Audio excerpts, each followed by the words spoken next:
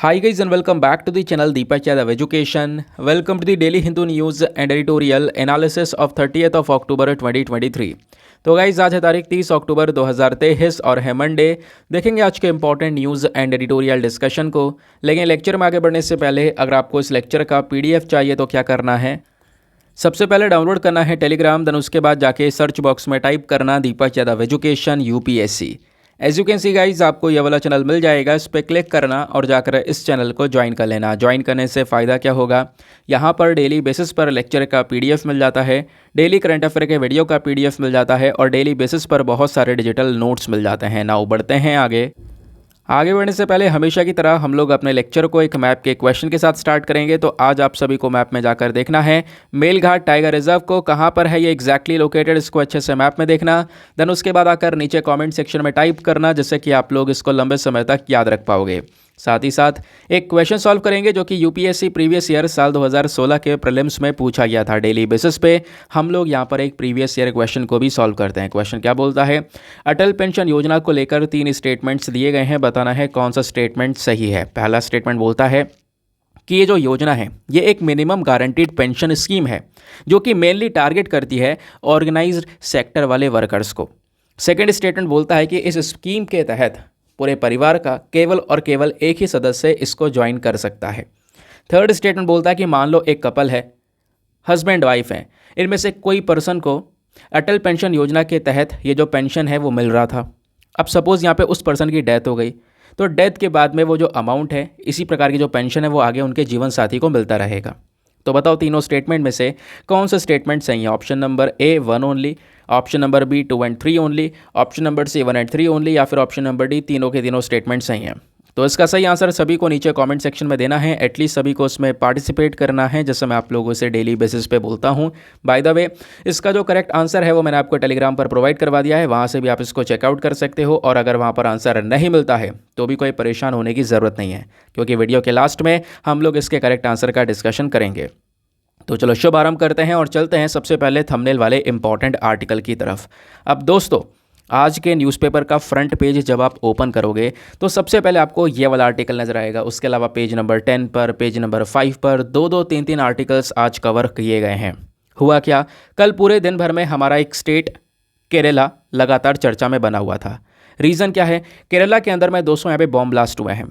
2-3 bomb blast एक साथ देखने को मिले। एक प्रेयर मीटिंग चल रही थी उस दौरान, जिसकी वजह से लगभग 2 से 3 लोगों की अभी तक जान जा चुकी है और 41 लोग घायल हो चुके हैं, इंजर्ड हो चुके हैं। और वो जो 41 लोग घायल हुए हैं उनकी स्थिति बहुत ही ज़्यादा ख़राब है, बहुत ही ज़्यादा ख़राब।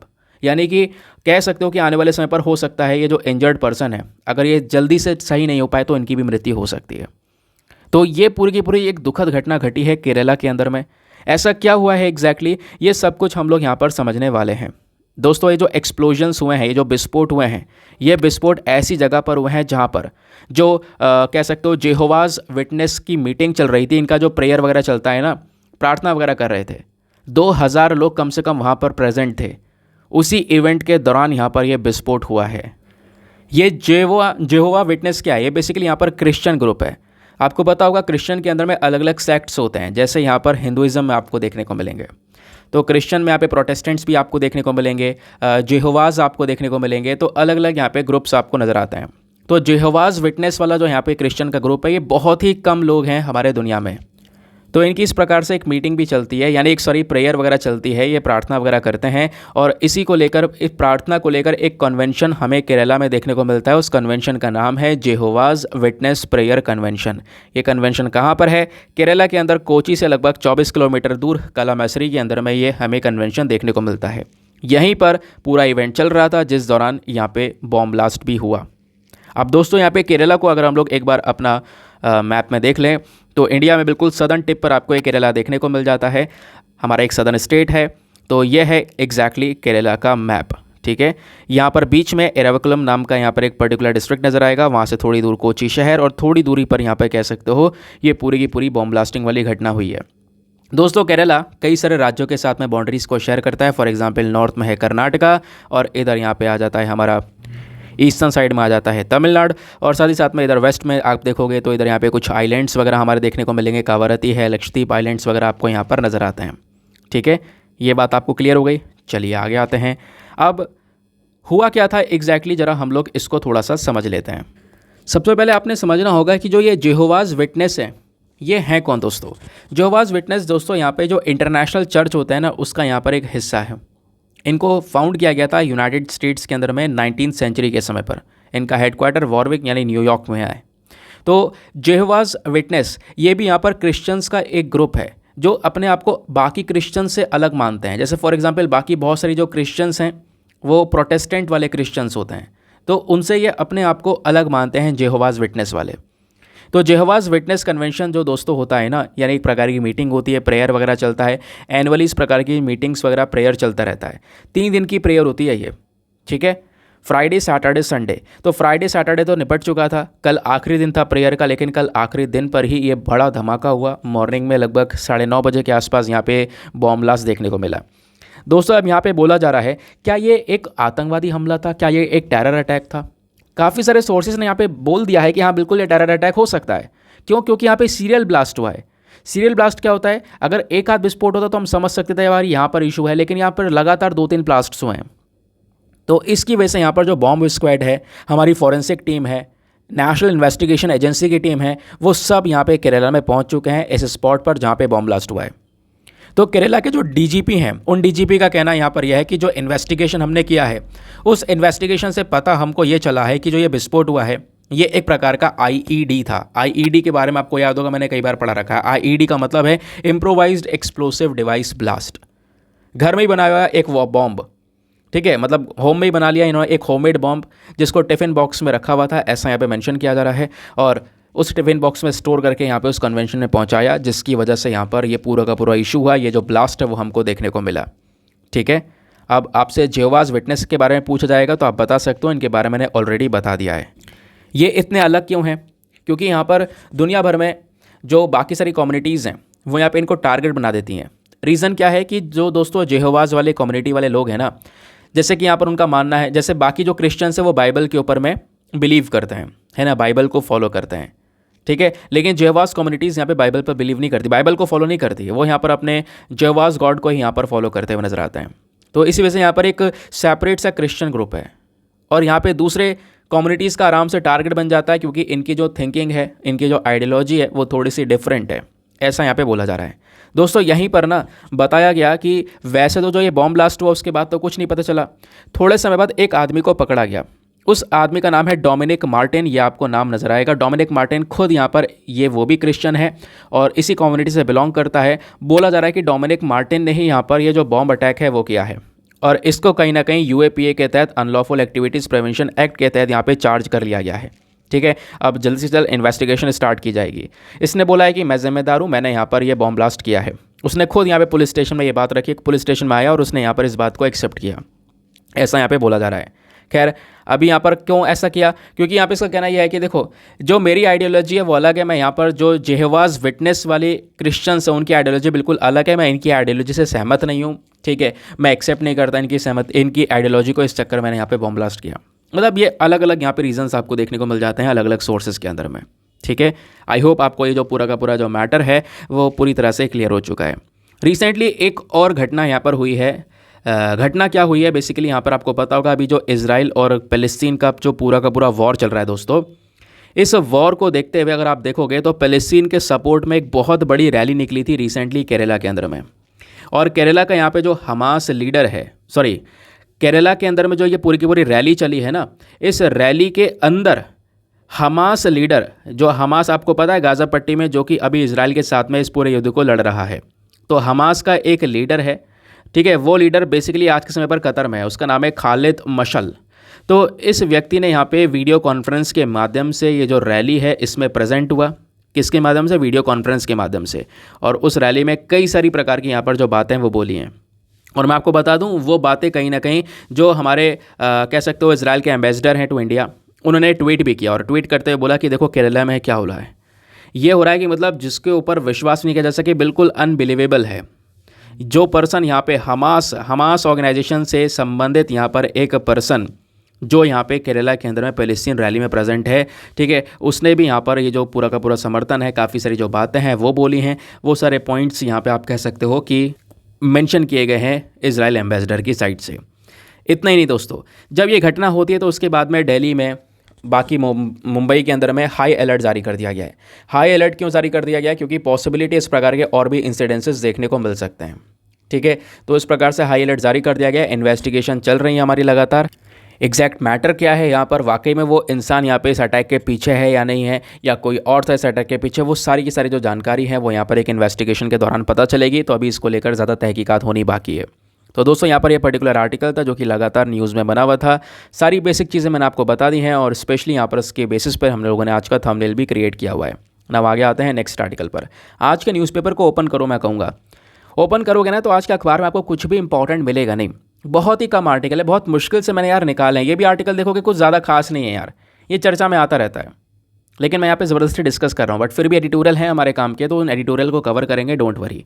यहाँ पे जो दूसरा आर्टिकल दोस्तों आपको देखने को मिलेगा, यहाँ पे बताया जा रहा है कि सरकार तैयारी कर रही है विजन इंडिया 2047 की। आपको पता होगा हमें 2047 तक, कब तक? 2047 तक एक डेवलप्ड कंट्री बनना है। कौन सा कंट्री? Developed country. अब दो वर्ड्स होते हैं दोस्तों, एक होता है डेवलपिंग और एक होता है डेवलप्ड। डेवलप्ड मतलब ऑलरेडी हम डेवलपिंग स्टेज को पूरा कर चुके हैं, है ना, हम विकसित देश बन चुके हैं। डेवलपिंग मतलब अंडर कंस्ट्रक्शन है, लगातार विकास चल रहा है अभी, समझ गए? तो डेवलपिंग कंट्री है आज के समय पर हम लोग। हमारा टारगेट की 2047 तक, 2047 तक एक डेवलप्ड कंट्री बनकर आए। ठीक है, तो दोस्तों आने वाले समय पर हमें क्या क्या चाहिए होगा, क्या क्या रिक्वायरमेंट्स हैं, ऐसा कुछ यहाँ पर आपको एक पैरा सा ये नज़र आएगा। ठीक है, इस ग्राफ में मेंशन कर रखा है कि जैसे यहाँ पर आप देख पाओगे आज के समय पर जो हमारी जीडीपी है 2030 के अंदर में वो जीडीपी कितनी होगी ट्रिलियंस के टर्म्स में, 2040 में, 2047 के अंदर में जो जीडीपी है वो कम से कम इतनी होनी चाहिए। जो करंट पर कैपिटा जीडीपी है वो इतनी होनी चाहिए। एक्सपोर्ट जो है हमारे 8.67 ट्रिलियन डॉलर्स तक के आसपास होने चाहिए 2047 में। इंपोर्ट्स हमारे 12.12 ट्रिलियन डॉलर्स के होने चाहिए। इन्वेस्टमेंट यहाँ पर 1273 ट्रिलियन डॉलर्स का होना चाहिए, ये रुपीज़ का होना चाहिए। ठीक है, जहाँ पे रुपीज़ है ऊपर डॉलर्स हैं, ये आप चीज़ें देख सकते हो। ऐसे जो जीडीपी है आज के समय पर हमारी वो यहाँ पर 609.04 के आसपास, 04 ट्रिलियन रुपीज़ के आसपास हमें 2030 तक इसको पहुँचाना है। फिर बाकी यहाँ पर इसको बढ़ाकर हम लोग 2047 तक 3000 तक पहुँचाएंगे। ये हमारे टारगेट्स हैं बड़े बड़े, ये हमारा विजन है आगे का कि भाई इतना तो हमें लेकर चलना होगा। और अगर हम इस स्टेज तक पहुँच गए, ये सारी रिक्वायरमेंट्स को हमने पूरा कर लिया, तो हम एक डेवलप्ड नेशन कहलाएंगे। लेकिन उसके लिए बहुत कुछ करना जरूरी है। लेकिन इसी के बेसिस पे इस आर्टिकल में मेंशन किया जा रहा है, यहीं पर एक दिक्कतें होती हैं दोस्तों। प्रधानमंत्री जी ने यहाँ पे बोला है कि देखो हमारा जो प्लान है ये 2047 तक का, इसको आने वाले 3 महीनों के अंदर में एक्सप्लोर किया जाएगा। आने वाले 3 महीनों में आपको बहुत सारी जानकारियाँ मिलेंगी कि किस प्रकार से इंडिया काम करेगा 2047 तक एक डेवलप्ड कंट्री बनने के लिए। क्योंकि पता है ऐसे जो प्लानिंग्स हैं वो कई सारी कंट्रीज़ ने की हैं, कह सकते हो इतिहास में। फॉर एग्जांपल अर्जेंटीना ने भी यहाँ पर इस प्रकार की प्लानिंग की थी, लेकिन वो क्या हो गया, मिडिल इनकम ट्रैप में फंस गए। और ये हमें नहीं करना है, यहाँ से हमें सीखना है। ये बात खुद नीति आयोग के जो चीफ एग्जीक्यूटिव ऑफिसर हैं BVR सुब्रमण्यम जी, इन्होंने यहाँ पर मेंशन किया है। इन्होंने बोला है कि देखो होता क्या है कि आज के समय पर एक पर्टिकुलर कंट्री, सबसे बड़ी चीज़ जिसको लेकर चिंता ये होती है मिडिल इनकम ट्रैप। यानी कि आप धीरे धीरे ग्रो कर रहे हो, ठीक है, आपका विजन बहुत लंबा है, आपने यहाँ पे बहुत बड़े एरिया पे पहुँचना है, लेकिन आप थोड़ा बीच में पहुँचे, थोड़ा अच्छे हालात आपके हो गए, तब जाके यहाँ पे जो मूवमेंट है वो बहुत धीमी गति से होने लगता है। पहले तो स्टार्टिंग में आप तेज़ी से डेवलप्ड कंट्री की तरफ बढ़ रहे हो, बीच रास्ते में पहुँचने के बाद में अब आपका मूवमेंट स्लो हो गया, फिर उसके बाद में धीरे धीरे जो हमारा विजन था वो यहाँ पर ख़त्म हो जाता है। तो ये प्रॉब्लम अर्जेंटीना के साथ में हुई थी। इन्होंने कुछ प्रॉमिस किए थे पिछले कुछ साल में, उस प्रॉमिस को ये धीरे धीरे करके स्टार्टिंग में तो पूरा किया, लेकिन बीच में रुक गए और फिर वो पूरे नहीं हो पाए। तो हमें इन प्रॉब्लम से थोड़ा सा लड़ना होगा। और इंडिया काफ़ी आगे आ चुका है गरीबी को लेकर, कई सारी मतलब आप कह सकते हो जो पॉवर्टी है वो काफ़ी ज़्यादा घटी है पहले के कंपैरिजन में।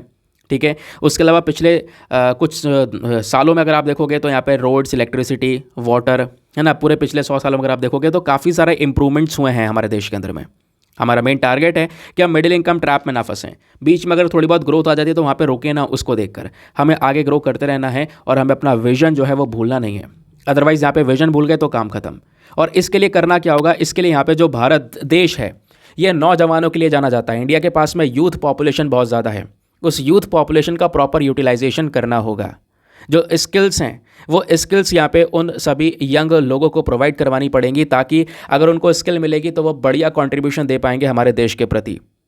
यहाँ पे साथ ही साथ में हमारे पास में बहुत ज़्यादा डिमांड है नर्सेज की, हेल्थ केयर सेक्टर की, इन सब चीज़ों के ऊपर भी फोकस करना पड़ेगा। ठीक है, डिमांड है हमारे पास में नर्सेज की बहुत ज़्यादा, पूरे दुनिया भर में कह सकते हो नर्सेज की बहुत डिमांड है। इंडिया काफ़ी सारी नर्सेज को बाहर भेजता है, मतलब कह सकते हो कि नर्सेज यहाँ से जाती हैं अलग अलग कंट्रीज़ में काम करने के लिए, बट प्रॉब्लम यहाँ पर यह है कि वो नंबर्स अभी ज़्यादा नहीं है।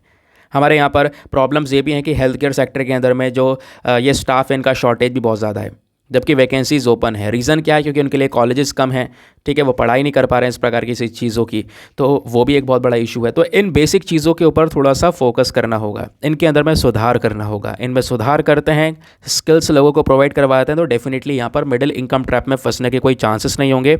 भारत अपने 2047 के इस विजन को देखकर धीरे धीरे आगे बढ़ता हुआ चलेगा। आई होप आपको ये जो पूरा का पूरा मैटर है वो क्लियर हो चुका है। इसमें कोई ज़्यादा खास ऐसी याद रखने वाली बात नहीं है, बस खाली आने वाले समय पर लगातार चर्चा में आता रहेगा, तो सो डोंट वरी। आगे आते हैं ना, ये है हमारे कुछ काम का आर्टिकल। आज के द हिंदू न्यूज़पेपर के एडिटोरियल सेक्शन को ओपन करोगे तो वहाँ पे एक एडिटोरियल काम का मिलेगा, ये वाला। यहाँ पर रंगराजन साहब ने इस एडिटोरियल को लिखा है। ये फॉर्मर IAS ऑफिसर रह चुके हैं और आज के समय पर ये सिविल सर्विस एस्पिरेंट्स को ट्रेन करते हैं। इनका कहना यहाँ पर यह है कि जो स्पीकर होते हैं लोकसभा के दोस्तों, वो स्पीकर कहीं ना कहीं जिस तरीके से होने चाहिए थे वैसा है नहीं। मतलब क्या है? मतलब यह है कि स्पीकर की पोजीशन थोड़ी सी प्रो गवर्नमेंट यानी रूलिंग गवर्नमेंट के प्रति आपको देखने को मिल जाती है, जबकि यहाँ पे इनको थोड़ा सा डेमोक्रेटिक वे में काम करना चाहिए।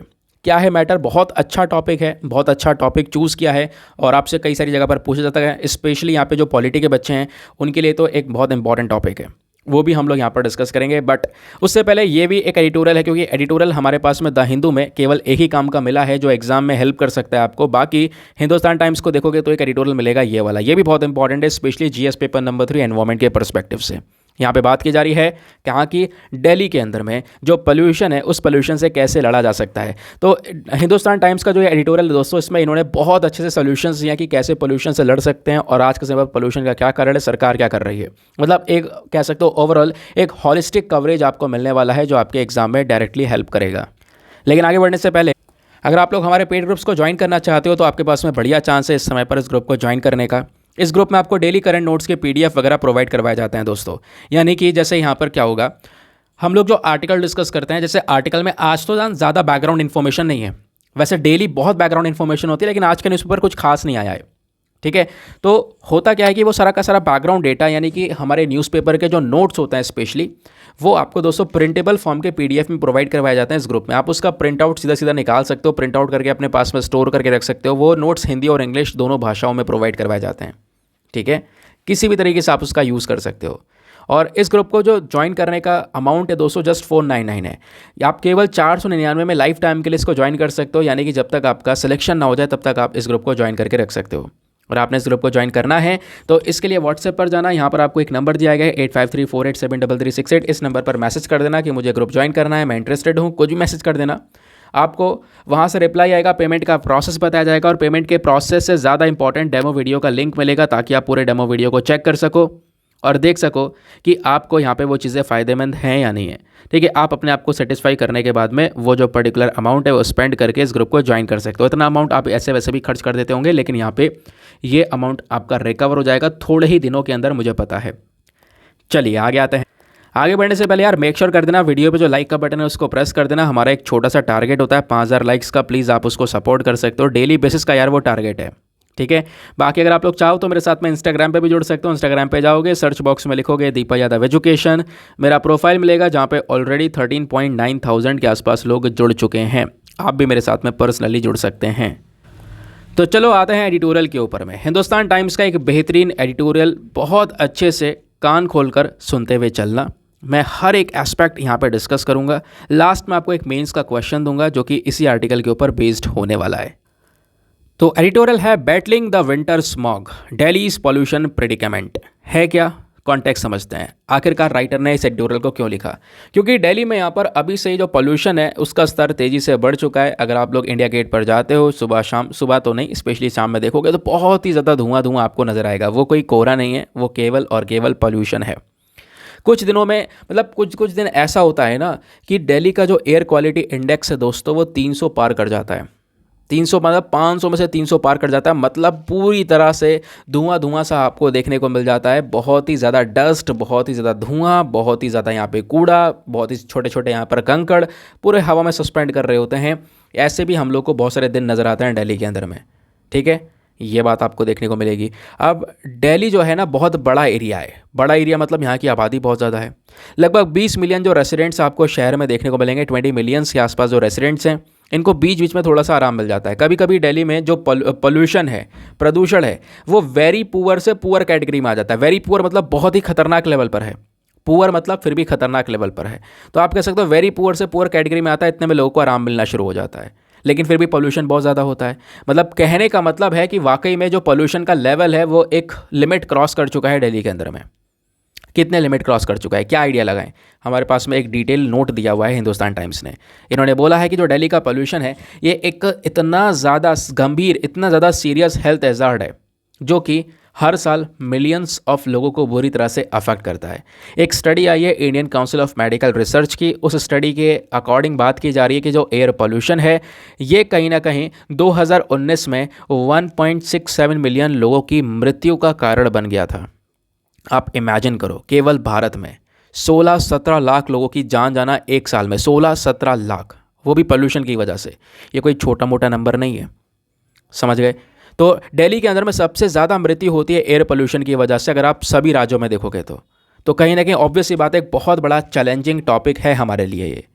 अब सवाल यहाँ पर यह है कि आखिरकार इतना पोल्यूशन बढ़ गया, इसके पीछे का मेन रीज़न क्या है, कारण क्या है? और खासकर अभी सर्दियों में बहुत ज़्यादा प्रदूषण आपको देखने को मिलेगा। सर्दियों में पोल्यूशन लेवल और इंक्रीज़ हो जाएगा। कहोगे सर्दियों में और इंक्रीज़ हो जाएगा? हाँ बिल्कुल, बढ़ जाएगा अभी ठंडियों में पोल्यूशन। रीज़न क्या है? Number 1 reason is stubble burning. आपको पता है ना, पंजाब और हरियाणा दोनों जगह पर जो खेती चलती है वहाँ पर फसल की कटाई के बाद में जो यहाँ पर वेस्टेज बचता है दोस्तों, उसको जला दिया जाता है, उस पराली को जलाया जाता है। और जलाने से उस पराली से बहुत ज़्यादा काला धुआं, उस धुएं के अंदर में टॉक्सिक गैसेस, वो सब कुछ यहाँ पे रिलीज़ होती हैं। तो कहोगे ये तो पंजाब हरियाणा में हो रहा है, दिल्ली से क्या लेने देना है? अरे भाई, पंजाब और हरियाणा में जब ये पोल्यूशन होता है ना, वहाँ से हवा चलती है और हवा उस पोल्यूशन को, उस प्रदूषण को उड़ाकर सीधा दिल्ली में लाके रोक देती है। तो ये है यहाँ पर पूरा का पूरा सिनेरियो। यानी कि जितना भी पर्टिकुलेट मैटर, जितना भी डस्ट पंजाब हरियाणा में उड़ रहा है, वो हवा कैरी करके ले जाती है दिल्ली के अंदर में, और दिल्ली के साथ साथ दिल्ली के आसपास के स्टेट्स में। अब दोस्तों यहाँ पे जो सफ़र है इसके अकॉर्डिंग बात करेंगे, 2021 में जो स्टबल बर्निंग था, पराली को जो जलाया गया है, इसकी वजह से, केवल और केवल इसी की वजह से 2021 में दिल्ली का जो प्रदूषण था वो 25% के आसपास था। मतलब दिल्ली में जितना ही प्रदूषण था 25% केवल और केवल स्टबल बर्निंग से आ रहा था। स्टबल बर्निंग इतनी खतरनाक है क्यों? इतनी खतरनाक इसलिए क्योंकि जब भी आप पराली जलाते हो उसमें से जो धुआं निकलता है दोस्तों, उसमें बहुत सारी हार्मफुल गैसेस होती हैं। For example carbon monoxide, methane, carcinogenic polycyclic aromatic hydrocarbons, volatile organic compounds. ये कुछ टॉक्सिक पोल्यूटेंट्स, जहरीले पोल्यूटेंट्स आपको यहाँ पर देखने को मिल जाते हैं। तो ये तो हुआ पहला रीज़न जिसकी वजह से दिल्ली में पोल्यूशन है। Second reason is wind direction, बहुत इंपॉर्टेंट है। विंड डायरेक्शन एक अपने आप में महत्वपूर्ण रोल प्ले करता है दिल्ली की प्रदूषण के अंदर में, क्योंकि दोस्तों यहाँ पे जो हवा बह रही है वो नॉर्थ वेस्टर्ली विंड आपको देखने को मिल जाती है, यानी इस तरीके से हवा आ रही है ऊपर पंजाब हरियाणा से सीधा यहाँ पर आप कह सकते हो जितना प्रदूषण होता है उसको उड़ाकर सीधा वो दिल्ली लाकर रोक देती है, दिल्ली के आसपास के रीजन में लाकर रोक देती है। तो सीधा जो हवा वहाँ से आ रही है डस्ट स्मोक को लेकर आकर दिल्ली में पहुँचा देती है, जिसकी वजह से दिल्ली में पॉल्यूशन और ज़्यादा बढ़ रहा है।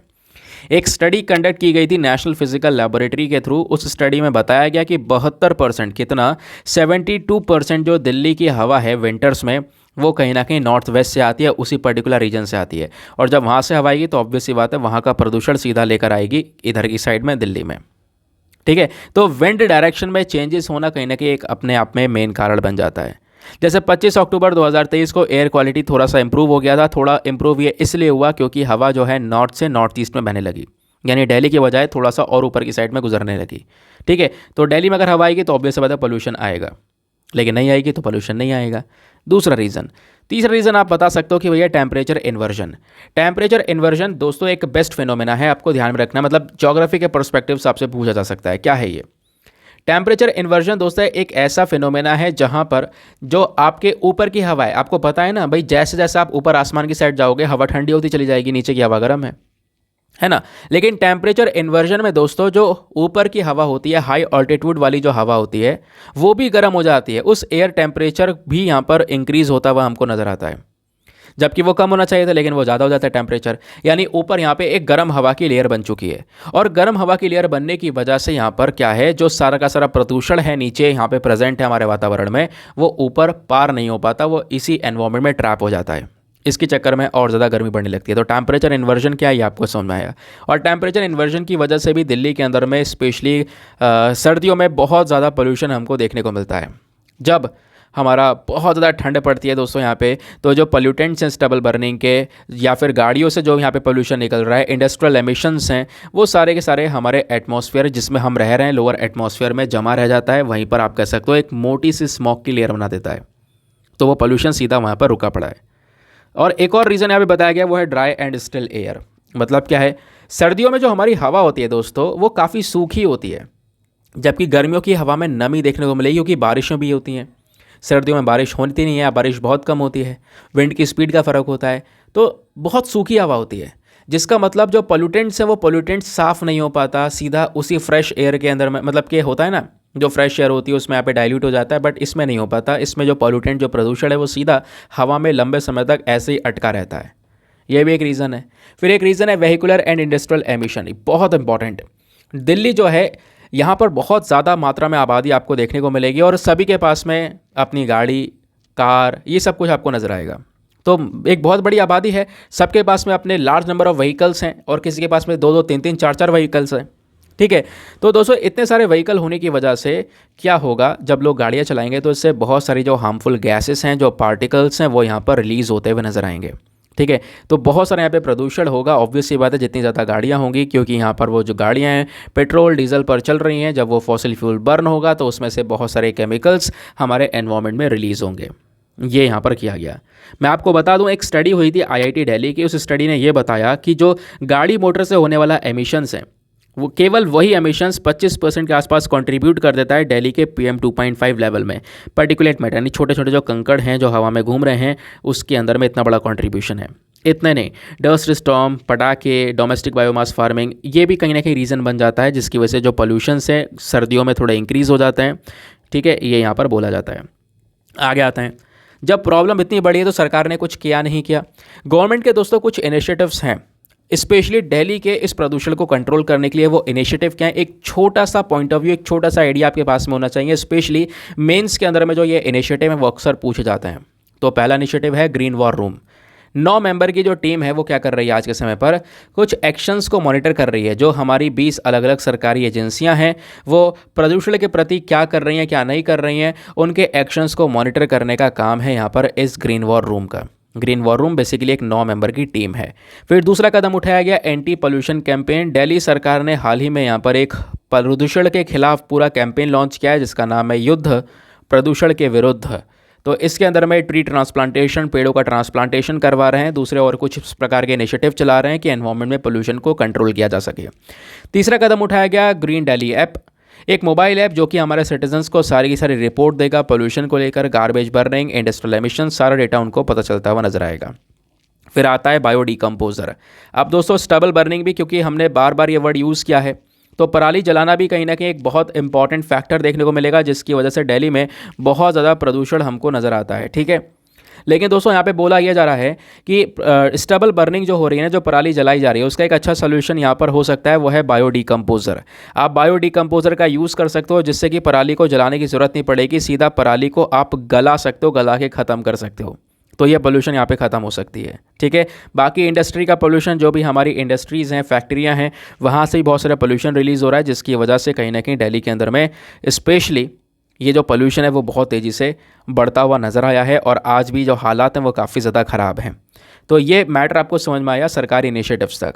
अब राइटर ने बात की है कि आखिरकार इसके सोल्यूशन क्या हो सकते हैं। तो दोस्तों ये होता है एडिटोरियल, जिसमें यहाँ पे आप इशू क्या है वो पढ़ो, कैसे हुआ इशू वो कारण पढ़ो, सरकार के इनिशिएटिव्स क्या हैं वो पढ़ो, देन उसके बाद में लास्ट में हमारे क्या तरीके हैं, क्या एक सोल्यूशन हो सकता है वो पढ़ो। ऐसे यहाँ पे एडिटोरियल कवर किया जाता है। तो ये बेसिक चीज़ें हैं। तो कभी कभी यहाँ पे बहुत अच्छा एडिटोरियल आता है हिंदुस्तान टाइम्स में, अलग अलग न्यूज़पेपर में। जब भी अच्छा आर्टिकल होता है मैं पूरी तरह से लाने की कोशिश करता हूँ, आपके साथ में शेयर करता हूँ मैं। ठीक है, नाउ अब आता है यहाँ पर क्या हमें एक सोल्यूशन को अपनाना चाहिए। पहला, जो भाई पोल्यूशन कंट्रोल है, इसके लिए हमें ड्रोन्स का यूज़ करना चाहिए। जो ड्रोन होते हैं ना, उनको यूज़ करो। अलग अलग जगह पर जो पोल्यूशन हॉटस्पॉट है, जहाँ पर सबसे ज़्यादा प्रदूषण हो रहा है, उन एरियाज़ को आइडेंटिफाई करो। और सबसे ज़्यादा प्रदूषण, ये सही बात है, सबसे ज़्यादा प्रदूषण कुछ कुछ हॉटस्पॉट्स पे होता है भाई, उनको आइडेंटिफाई करने के बाद में पहले वहाँ पर एयर क्वालिटी को इंप्रूव करने के ऊपर फोकस करो, कुछ नई नई चीज़ें लाने के बाद में। उसके बाद यहाँ पे ऑटोमेटिकली जो बाकी सारी जगह हैं वहाँ पर भी पोल्यूशन कंट्रोल हो पाएगा। ठीक है। बाकी वर्टिकल गार्डन्स बना सकते हैं। जो ये गार्डन्स हैं बेसिकली, यहाँ पर दोस्तों आपने देखा होगा कई बार गार्डन हॉरिजॉन्टल होता है। अब क्या हो रहा है, गार्डन्स को बेसिकली इस तरीके से डेवलप किया जा रहा है, पेड़ पौधे एक के ऊपर एक करके यहाँ पर सेट किए जा रहे हैं अलग वे में। इससे क्या होता है, एक तो देखने में जो सुंदरता है वो भी काफ़ी ज़्यादा होती है, जगह कम घिरती है, प्लस कार्बन डाइऑक्साइड बहुत ज़्यादा एब्जॉर्ब कर पाएंगे वो पेड़ पौधे, प्लस ऑक्सीजन ज़्यादा से ज़्यादा रिलीज़ कर पाएंगे। इससे भी यहाँ पे जो हमारा एनवायरनमेंट का पोल्यूशन है वो कंट्रोल हो पाएगा। फिर बात है यहाँ पर rewards for low carbon lifestyle. ये भी यहाँ पर एक बहुत अच्छा इनिशिएटिव है जिसको हम लेकर चल सकते हैं, जिससे पोल्यूशन कंट्रोल हो सकता है। क्या है भाई, आप अपने नागरिकों को, अपने सिटीजन्स को एंकरेज करो ज़्यादा से ज़्यादा। क्या इंकरेज करो कि भाई ज़्यादा से ज़्यादा जो नागरिक हैं वो क्या करेंगे, अपना लो कार्बन लाइफस्टाइल यूज़ करें। यानी अपना जीने का तरीका ऐसा बना लें कि जिससे कि बिल्कुल भी प्रदूषण ना हो, ऐसा तरीका लेकर चलें। और अगर ऐसा कोई करता है तो उसको यहाँ पे हम इंसेंटिव देंगे, कुछ पॉइंट्स प्रोवाइड करवाएंगे, वाउचर्स होगा, टैक्स के माध्यम से बेनिफिट मिलेंगे, अलग अलग बेनिफिट्स उनको दिए जाएंगे। इससे क्या होगा, हर एक व्यक्ति यहाँ पर लालच में क्या करेगा, इस प्रकार से अपनी लाइफस्टाइल को इम्प्रूव करेगा, जो पोल्यूशन से उसको यहाँ पे कंट्रोल करने के ऊपर में फोकस करेगा। ठीक है। तो दोस्तों ये थे हमारे वे फॉरवर्ड, या कह सकते हो कि हमारे मेजर्स जो हम लेकर चल सकते हैं। now आते हैं आज के मेंस के क्वेश्चन की तरफ। तो आज के इसी आर्टिकल के ऊपर बेस्ड मेंस का क्वेश्चन है, ज़्यादा कोई टिपिकल क्वेश्चन नहीं है, आप बहुत ही ज़्यादा बेहतरीन सा आंसर लिखकर प्रोवाइड करवा सकते हो। क्वेश्चन क्या है, क्वेश्चन है analyse the key factors contributing to Delhi's pollution and suggest measures that could be taken to address the persistent problem of air pollution in Delhi. आपने पहले बताना है मेन की फैक्टर्स, मेन कारक क्या हैं जिसकी वजह से दिल्ली के अंदर में इतना ज़्यादा पोल्यूशन हो रहा है। फिर आपने कुछ तरीके बताने हैं कि हम क्या तरीके लेकर चल सकते हैं जिससे इस वायु प्रदूषण की जो दिक्कत है स्पेशली दिल्ली के अंदर में उसको कंट्रोल किया जा सके। ठीक है। हिंदी में एक बार रीड कर देता हूँ ताकि हिंदी माध्यम वाले एस्पिरेंट्स भी इसको अच्छे से पढ़कर एक बढ़िया सा आंसर लिख सकें। ठीक है, और उसको सबमिट कर सकें। तो क्वेश्चन क्या है, दिल्ली के प्रदूषण में योगदान देने वाले प्रमुख कारकों का विश्लेषण करें और उन उपायों का सुझाव दें जो दिल्ली में वायु प्रदूषण की लगातार समस्या के समाधान के लिए उठाए जा सकते हैं। 250 शब्दों में आंसर लिखना है, और आंसर लिखने के बाद में कहाँ पे सबमिट करना है, टेलीग्राम पर जाना, वहाँ पे जाके सर्च बॉक्स में लिखना दीपक यादव एजुकेशन मेंस ग्रुप। जैसे ही आप फुल फॉर्म लिखोगे मेरा टेलीग्राम चैनल मिल जाएगा जहाँ पर ऑलरेडी 70,000 से ज़्यादा लोग जुड़ चुके हैं। आप भी जुड़कर अपने आंसर्स को लेकर सबमिट कर सकते हो। अपने आंसर को लेकर जब आप सबमिट करोगे तो साथ ही साथ में एक छोटा सा काम और करना है, एटलीस्ट सभी लोगों को 2-2 आंसर्स रिव्यू करने हैं। जब आप सभी लोग 2-2 आंसर्स को रिव्यू करोगे बहुत सारे फायदे होंगे आपको भी और सामने वाले को भी। आपको कुछ इंपॉर्टेंट पॉइंट्स मिलेंगे जो आप अपने नोट्स में इंक्लूड कर सकते हो। सामने वाले के आंसर में अगर कोई मिस्टेक होती है तो आप उनको बता सकते हो कि यहाँ पर इंप्रूवमेंट की आवश्यकता है। इस प्रकार से कोऑपरेटिव वे में वो पूरा का पूरा ग्रुप काम कर रहा है। चलिए आते हैं आगे अगले एडिटोरियल पर। नाउ यहाँ पे बात की जा रही है गिव अप इम्प्रॉप्रिएटी, डिमॉन्स्ट्रेट इम्पार्शलिटी। अब मतलब क्या है इसको समझते हैं। थोड़ा सा ना गहराई वाला आर्टिकल है, ये समझना ज़रूरी है क्योंकि एक बहुत अच्छा टॉपिक है। Specially GS paper number 2 polity के पॉइंट ऑफ व्यू से आपसे कोई भी क्वेश्चन बन सकता है यहाँ से। ठीक है। तो रंगराजन साहब हैं जो कि यहाँ पर इस एडिटोरियल को लिखते हैं। इनका क्या है कहना मैं आपको बताता हूँ। दोस्तों आपको पता होगा जैसे हमारा राज्यसभा है, यानी अगर मैं थोड़ा सा एक स्ट्रक्चर ड्रॉ करूं जिससे कि आपको थोड़ा क्लियरेंस आए। पार्लियामेंट में अगर आप देखोगे तो हमारे पास में 2 हाउसेस आते हैं, एक आता है राज्यसभा और एक आता है लोकसभा। राज्यसभा जो कि हो गया हमारा अपर हाउस और लोकसभा जो कि हो गया हमारा लोअर हाउस। ठीक है। अब दोस्तों आपको पता होगा राज्यसभा के अंदर में होते हैं एक चेयरमैन। ठीक है, राज्यसभा में एक चेयरमैन होते हैं, लोकसभा के होते हैं एक स्पीकर। ये बेसिक चीज़ें पता है। अच्छा ये बताओ आज के समय पर राज्यसभा के चेयरमैन कौन है और स्पीकर कौन है, ज़रा उनके नाम नीचे कमेंट सेक्शन में बताओ। ठीक है। अब बात यहाँ पर है लोकसभा की, हम बात कर रहे हैं। राइटर बोलते हैं कि जो लोकसभा के स्पीकर है ना, ये जो पर्सन है स्पीकर, इनका जो काम है इसमें सुधार होना ज़रूरी है। इनकी पोजीशन में थोड़ा सुधार होना ज़रूरी है क्योंकि अगर हम इतिहास देखें, इतिहास में लोकसभा का पद देखें लोकसभा के स्पीकर का, तो वो अलग है और आज के समय पर जो लोकसभा के स्पीकर का काम करने का तरीका है वो बिल्कुल डिफरेंट है। क्यों है ऐसा मैं आपको बताता हूँ। अब राइटर बोलते हैं लोकसभा के स्पीकर के साथ साथ एक और है, वो है हमारी लेजिस्लेटिव असेंबली। आपको पता होगा कि हमारे स्टेट्स में जैसे यहाँ पे पार्लियामेंट में यानी केंद्र सरकार के लेवल पर लोकसभा राज्यसभा होता है, वैसे स्टेट्स के पास में भी यहाँ पर लेजिस्लेटिव असेंबली होती है और लेजिस्लेटिव काउंसिल होता है। तो लेजिस्लेटिव असेंबली यहाँ पे, ठीक है, हम लोग विधानसभा की बात कर रहे हैं, तो हमारे स्टेट्स के पास में अपनी खुद की लेजिस्लेटिव असेंबलीज होती हैं, विधानसभा होती है। तो हमारे लोकसभा के स्पीकर और लेजिस्लेटिव असेंबली के यहाँ पर जो पर्सन है, इनको अपना काम प्रॉपर करना चाहिए डेमोक्रेटिक प्रैक्टिस को अपनाकर, क्योंकि इंडिया एक डेमोक्रेसी है, उसी के आधार पर हमको चलना चाहिए। बट आज के समय पर सिनेरियो अलग है। क्यों सिनेरियो अलग है? राइटर एक एग्जाम्पल देते हैं। एग्जाम्पल क्या दिया? एग्जाम्पल दिया दोस्तों महाराष्ट्र असेंबली का। ठीक है, महाराष्ट्र जो असेंबली है, यानी कि महाराष्ट्र के अंदर में जो उनकी खुद की लेजिस्लेटिव असेंबली है, वहाँ के जो स्पीकर थे, उन स्पीकर ने क्या किया भाई, कुछ पर्सन को डिस्क्वालीफाई करना था, लेकिन उनको डिस्क्वालीफाई नहीं किया। ठीक है, क्योंकि आपको पता होगा कि भाई यहाँ पर फॉर एग्जांपल किसी मेंबर ऑफ पार्लियामेंट को डिस्क्वालीफाई करना है तो लोकसभा के स्पीकर उसको डिस्क्वालीफाई करते हैं लोकसभा में। वैसे ही यहाँ पर लेजिस्लेटिव असेंबली के अंदर भी आप देख पाओगे, कोई मेंबर है वहाँ का, एमएलए जिसको बोलते हैं, मेंबर ऑफ लेजिस्लेटिव असेंबली, ठीक है, उसको डिस्क्वालीफाई करने के लिए यहाँ पर क्या होगा, वो स्पीकर लेजिस्लेटिव असेंबली का डिस्क्वालीफाई करेगा, यानी उसको उसके पद से हटाएगा। तो डिस्क्वालीफाई करने के लिए महाराष्ट्र के असेंबली स्पीकर के पास में पिटीशंस तो डाली गई कि भाई उसको अपने मेंबर्स को डिस्क्वालीफाई करना होगा, लेकिन 1 साल हो गया, उस स्पीकर ने अभी तक यहाँ पर किसी को भी डिस्क्वालीफाई नहीं किया। क्यों? क्योंकि अब आप कहोगे क्या डिस्क्वालीफाई करने की कोई लिमिट नहीं होती है? नहीं भाई, बस खाली वो तो उनको मिल गया। अब वो स्पीकर कभी भी डिस्क्वालीफाई करें, कभी भी किसको सस्पेंड करें, ये यहाँ पर उनके ऊपर डिपेंड करता है।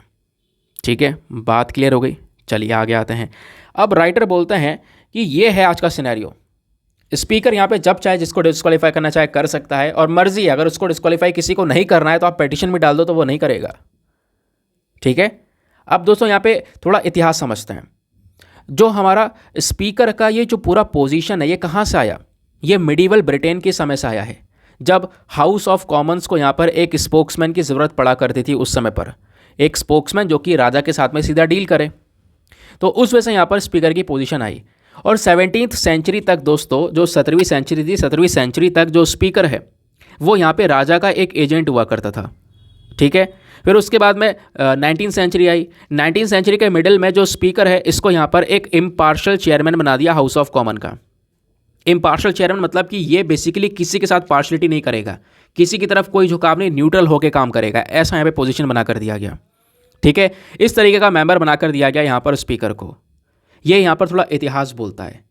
अब राइटर बोलता है यहाँ पर स्पीकर के कंडक्ट्स और गैप्स क्या हैं, जरा इसको भी समझ लो दोस्तों। भारतीय संविधान में, इंडियन कॉन्स्टिट्यूशन के अगर आप अंदर में देखोगे तो लोकसभा और लेजिस्लेटिव असेंबली दोनों अपने ही मेंबर्स में से स्पीकर को इलेक्ट करते हैं। ठीक है भाई, लोकसभा के जो मेंबर्स होंगे, मेंबर ऑफ पार्लियामेंट, और लेजिस्लेटिव असेंबलीज के जो मेंबर होंगे, एमएलए, उन्हीं में से यहाँ पर कुछ मेंबर्स को इलेक्ट किया जाएगा, स्पीकर और डेप्यूटी स्पीकर बनाया जाता है। लेकिन जो पुरानी वाली प्रैक्टिस थी या पुराने तरीके थे, उसमें सिचुएशन बिल्कुल अलग थी दोस्तों। और अभी यहाँ पर जो स्पीकर है, उनके पास में कई सारी चीज़ें होती हैं। फॉर एग्जांपल, मान लो आपको पता होगा हमारे भारतीय संविधान का जो 10वां शेड्यूल है, 10th शेड्यूल, 10th शेड्यूल किसकी बात करता है? एंटी डिफेक्शन लॉ की बात करता है। भाई मान लो कोई पर्टिकुलर मेंबर है ना, वो बार बार अपनी पार्टीज़ को चेंज कर रहा है, दल बदल कर रहा है, तो उसको डिस्क्वालीफाई करा जाता है इसी एंटी डिफेक्शन लॉ के तहत। और डिस्क्वालीफाई करने की जो पावर है वो किसके पास में है? स्पीकर के पास में है वो पावर। लेकिन उसमें लिमिट नहीं है कोई कि कब तक वो स्पीकर उस पर्सन को सस्पेंड करेगा, डिस्क्वालीफाई करेगा। डिस्क्वालीफाई करने की पावर यहाँ पे मतलब उसकी कोई लिमिट नहीं है, कोई तारीख नहीं है कि हाँ भाई एक पर्सन अगर यहाँ पे साबित हो गया भाई कहीं ना कहीं यहाँ पर इसने एंटी डिफेक्शन का काम किया है, सॉरी इसने यहाँ पर डिफेक्शन किया है, इस प्रकार से अपनी पार्टीज चेंज की हैं, है ना, इसको डिस्क्वालीफाई होना पड़ेगा। पेटिशन चला गया स्पीकर के पास में, वो स्पीकर की मर्जी है, वो कब तक भी कितने भी समय में, भाई वो 6 महीने ले, 4 महीने ले, 10 महीने ले, अपनी मर्जी से यहाँ पे वो डिस्क्वालीफाई करेगा। तो राइटर बोलते हैं कि लोकसभा और लेजिस्लेटिव असेंबली के जो ये नियम हैं, जो ये रूल्स हैं, किसी मेंबर को सस्पेंड करने के लिए उसके मिसकंडक्ट पर, यानी किसी मेंबर ने कुछ गलत किया इस वजह से उसको सस्पेंड करना, तो ये मेन पावर्स लोकसभा और लेजिस्लेटिव असेंबली के जो स्पीकर्स के पास में है ना, वो स्पीकर्स इसी पावर का मिसयूज कर रहे हैं। आज के समय पर उस पावर का दुरुपयोग किया जा रहा है। वो पावर ज़्यादातर ओपोजिशन पार्टी के मेंबर्स के लिए तो स्टार्ट हो जाती है, लेकिन अपनी पार्टी के मेंबर्स के लिए वो नहीं करते। मान लो कोई ओपोजिशन पार्टी के मेंबर को सस्पेंड करना हो, तुरंत स्पीकर सस्पेंड कर देगा, वो ओपोजिशन पार्टी का है। अपनी पार्टी का कोई मेंबर होगा तो भाई उसके लिए वो नोटिस को रोका रहेगा, भाई हम तो हमारी मर्जी कभी सस्पेंड करें कर देंगे आराम से। ये प्रॉब्लम्स है यहाँ पर, समझ गए। अब आगे आते हैं। अब पिछले कुछ इंस्टांसेस में दोस्तों यहाँ पर यह देखने को मिला, जो कांग्रेस पार्टी के लीडर हैं लोकसभा में, ठीक है, कांग्रेस पार्टी के लीडर है जिनकी बात करें अधीर रंजन चौधरी की, तो अधीर रंजन चौधरी को यहाँ पर सस्पेंड कर दिया गया क्योंकि उन्होंने यहाँ पर प्रधानमंत्री के खिलाफ में कुछ वर्ड्स बोल दिए थे इस चक्कर में, ठीक है। लेकिन राइटर यहाँ पे जो राइटर साहब हैं ये एक बात और बोलते हैं कि रिसेंटली यहाँ पर बीजेपी के एक पर्सन देखने को मिल पाएंगे, रमेश बिदूरी, उन्होंने भी यहाँ पर कुछ कम्युनल कमेंट कर दिया था बहुजन समाज पार्टी के मेंबर ऑफ पार्लियामेंट के खिलाफ में, ठीक है। तो यहाँ पे उनको तो सस्पेंड नहीं किया गया, ये बात यहाँ पर इनका कहना है। तो ऐसे ही बिल्कुल सिमिलर केस यहाँ पे महाराष्ट्र असेंबली का भी था, लगभग 12 बीजेपी एमएलए थे, ठीक है। आप कह सकते हो कि उनको सस्पेंड करना था, बट यहाँ पर वो सस्पेंड नहीं किए गए। बाद में यहाँ पर सुप्रीम कोर्ट ही मैटर में आया, सुप्रीम कोर्ट ने भी यहाँ पे बोला सस्पेंड करने को, बट यहाँ पर सुप्रीम कोर्ट के बोलने के बावजूद भी कोई भी एक्शन नहीं लिया गया क्योंकि मेन पावर्स स्पीकर के हाथ में। स्पीकर जब तक चाहे किसी को रख सकते हैं पद पर, हटाना हो तो तुरंत सस्पेंड भी कर सकते हैं क्योंकि ये पावर स्पीकर के पास में है, ध्यान रखना है, चाहे वो हमारा लोकसभा हो चाहे वो हमारा लेजिस्लेटिव असेंबली हो।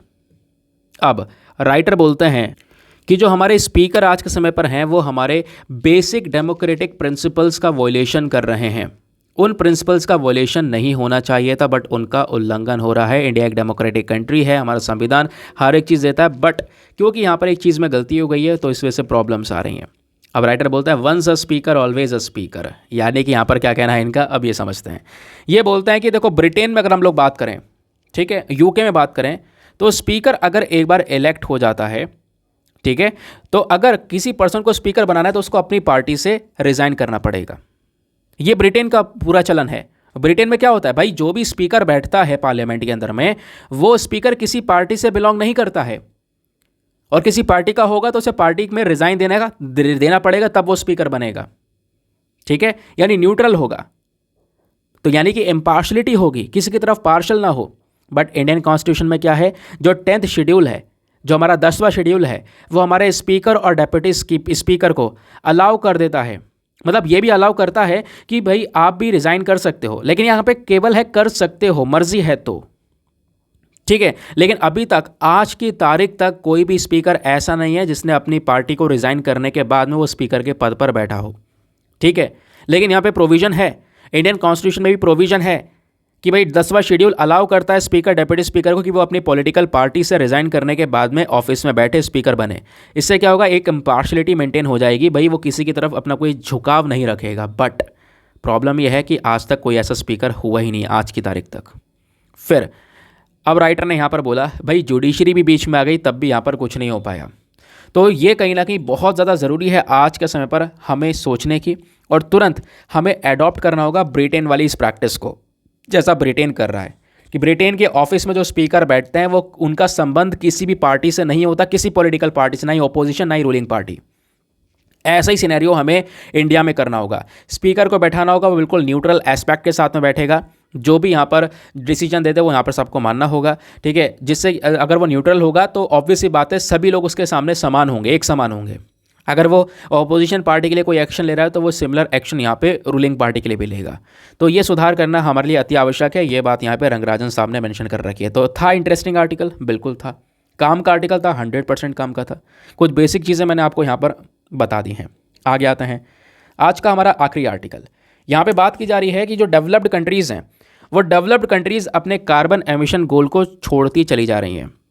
आपको पता होगा दोस्तों, हर साल ना कॉन्फ्रेंस ऑफ पार्टीज़ की मीटिंग होती है, एक ऐसी मीटिंग जहाँ पर दुनिया भर की कंट्रीज़ इकट्ठे होती हैं और पोल्यूशन के ऊपर में भाषण देती हैं।